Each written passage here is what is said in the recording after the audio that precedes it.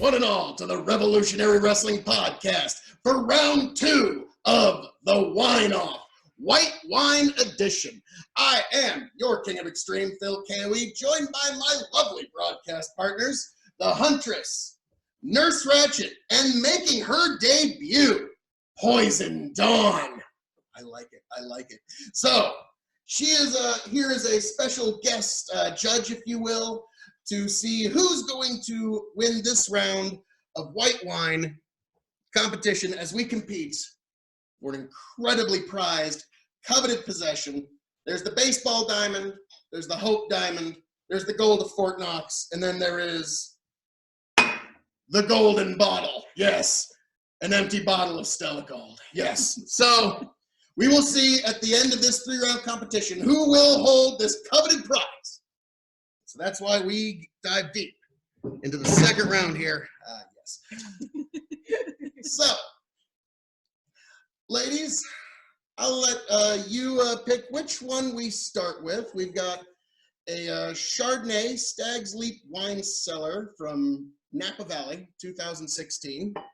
And Nurse Ratchet, what can you tell us about this? Well, I decided to throw a little curveball at Phil, or Phil KOE. Well, thank you, miss. And as everybody knows, I love Moscato.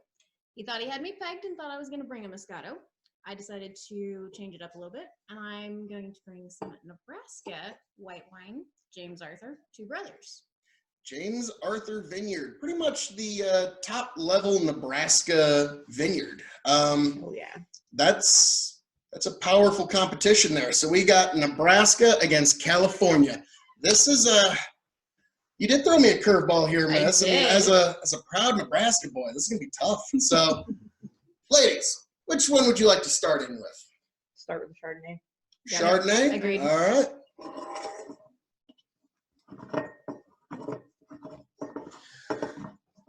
I have to confess, I am a lover of California wines, so this is kind of cheating for me a little bit. Well, one always has to vote for their own wine. Of course. Yes, I also have a cousin who she lives very close to Napa Valley, so she's kind of spoiled me.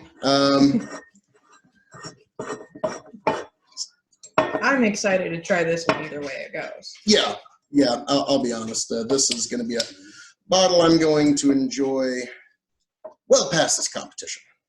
You are at a little bit of a disadvantage, as I know at least 2 of us do not particularly like Chardonnays. I figured that, but what I was going to do in compensation is kick it up with a Napa Valley Chardonnay. If nothing's going to win you over in the Chardonnay category, if Napa can't do it, then Then no one can. Then you're what I call an ABC, anything but Chardonnay, which I just don't understand. There's so much good Chardonnay in this life. So. My particular problem with Chardonnay is it's so dry. Exactly. Well, that's why I went with Napa Valley. They're typically a little more buttery. Mm-hmm. So, all right. Ladies, let's see how it hits the nose. Yeah, sweet and buttery, and you can almost just taste the fruit just from smelling it. Mm-hmm. I smell almost like a pear to it.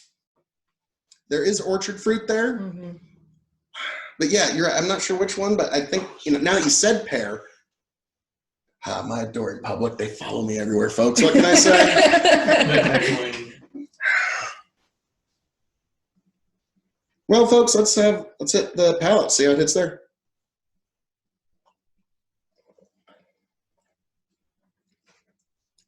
Not overly dry. But that typical punch of a Chardonnay. Yep, it definitely has that burn. Yeah. Almost a burn to it. Yeah, like almost like a very weak whiskey. Yes. That's what it has. I never thought of it like that. But it is. But yeah, I hate to say now I've kind of influenced your, but yeah, it's, yeah, it is interesting. It's like almost like a weak whiskey burn. I would almost do but more then of like after I drink a it, vodka. I feel like I was chewing on paper. It doesn't have as much of the aftertaste, that super dry mouth aftertaste that a lot of Chardonnays do. This one just kind of hits you on the top, and then you don't really taste it on the go down. I would more liken it to a watered down vodka burn versus a whiskey burn. Yes, but yeah, we're kind of in the same, like, it's like almost a spirits Yes. burn rather than a wine. So interesting. Now, to my taste in wines, this would be something I would drink repeatedly, but I could understand how this would be an acquired taste. So I'm going to leave a little bit in this glass so we can come back to it. I think given the right meal, that would be a good pairing. Oh, with seafood or shellfish or maybe chicken in the right preparation. Chicken. I'd stick with the seafood on that one. Yeah, like a scallops. Yes. I do it with the scallops.